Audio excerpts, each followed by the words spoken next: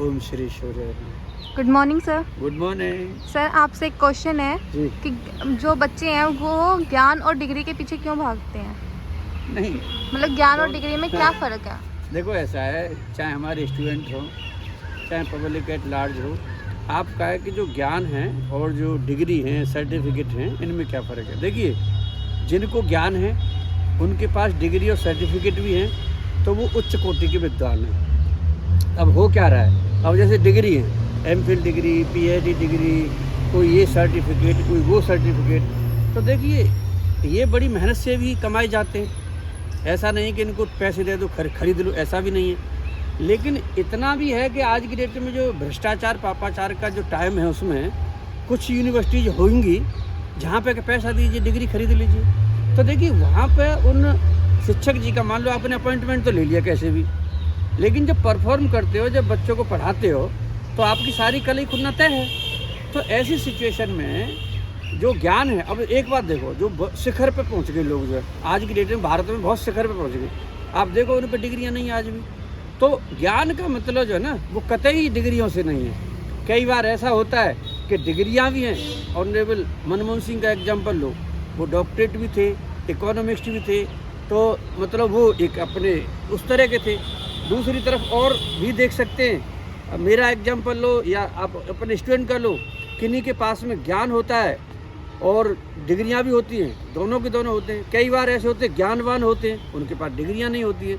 तो असल में क्या है कि ये क्वेश्चन जो है ना, मतलब इसका एक उसमें दे दी एक तरफा जवाब ऐसा संभव नहीं है। इसका मतलब है कि अब साइंटिफिक तरह से आप जो है एक्वायर करें अपनी नॉलेज और उसको समाज में दें। अब एक्वायर तो आप जब ही करेंगे ना, जब जैसे मान लो यूनिवर्सिटी ऑफ दिल्ली है, अब यूनिवर्सिटी ऑफ दिल्ली में क्रिस्टल क्लियर है कि आपको NEPG आ गए हैं, तो NEPG ने आपको पहले से ही दे दिया कि आपको इतने वीक में ये सिलेबस पढ़ाना है, आपको ये कंटेंट कराने हैं। तो आपका टीचिंग प्लान एक तरह से उन्होंने दे दिया। अब टीचर जी का बनता है कि उन्होंने इतने वीक में जितना कहा है वो आपने अगर लिया है तो आप उसका कंटेंट दीजिए कि भाई मैंने इस टाइम पे ये पढ़ाया था, इस रूम में पढ़ाया था, ये लैब ली थी और इस तरह से करा था। तो सर्कुलेट अगर जो है एक वीक वाइज होगा, तो बच्चा मान लो क्लास में भी नहीं आया है तो अपने घर बैठे वो कहीं ना कहीं से पढ़ लेगा और वो बहुत ही विद्वान बनने की ओर उसको एक आइडिया मिल जाएगा।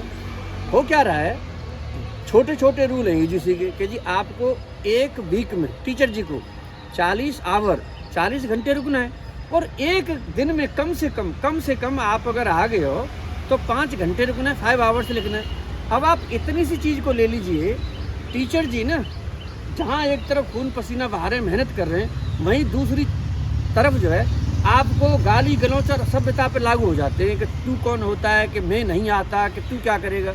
उनको ये नहीं पता भैया, आप जो है ना, आपको ये क्वेश्चन जो है ना एक जो रास्तागीर भी कर सकते हैं, क्योंकि आप जो पैसा ले रहे हैं वो सरकारी खजाने का है। सरकारी खजाने में जो भैया रिक्शा पे चला रहे हैं, काम करते हैं, उनका ही पैसा जा रहा है।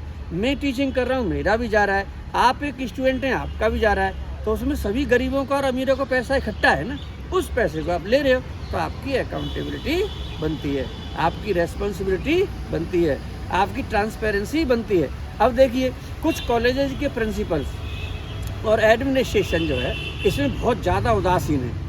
ये ऐसे नहीं होते भ्रष्टाचार पापाचार अत्याचार या जो कोई टीचर नहीं आ रहा है। अरे भैया, कॉलेज प्रिंसिपल जो है उनको पावर है ऑर्डिनेंस के तहत में कि वो चेक करें whether employ is coming or not, whether he is staying in minimum hour as required or not.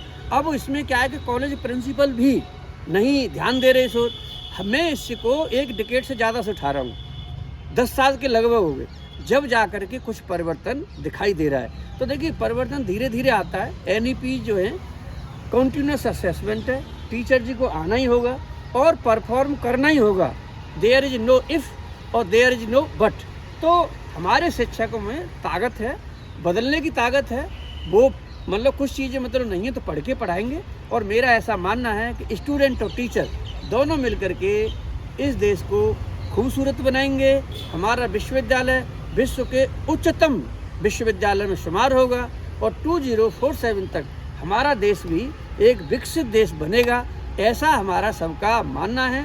और जो हमारे यूथ हैं, हमारे यूथ अगर उनको सही डायरेक्शन दे दिया जाए तो मैं बता देता हूँ कि विश्व में सबसे सर्वाधिक ऊर्जावान अगर कोई यूथ है तो वो भारत का यूथ है। तो हमें अपने भारत के यूथ को मोटिवेट करना है, हमें अपने टीचर्स जी को मोटिवेट करना है, उनके सारे अधिकारों को दिलाते हुए बच्चों के और टीचर्स के हमें उनको मोटिवेट करना है कि वो अपने कर्तव्यों का ही पालन करें। तो मेरी छोटी सी दरख्वास्त है, बस एक रिक्वेस्ट है कि वो अपने जितना पढ़ाएं, कम से कम जब से NEP जब से लागू हुई हैं अपना कंटेंट रिटर्न वीकली सर्कुलेट करें, अपने पास मेंटेन रखें, अपने जो भी लेक्चर और जिस तरह से भी करा रहे हैं उन सबको रखें। इन्हीं शब्दों के साथ आज तक के लिए इतना ही। बहुत ही बढ़िया मौसम, भगवान जी को धन्यवाद, सरकार को धन्यवाद जो इतना हमें सब कुछ कर रही है, हमारे सब पृथ्वी को धन्यवाद, बच्चों को धन्यवाद, टीचर जी सब साथियों को धन्यवाद, धरती माता को धन्यवाद। इन्हीं शब्दों के साथ में नमस्कार, नमो बुद्धाय। Thank you.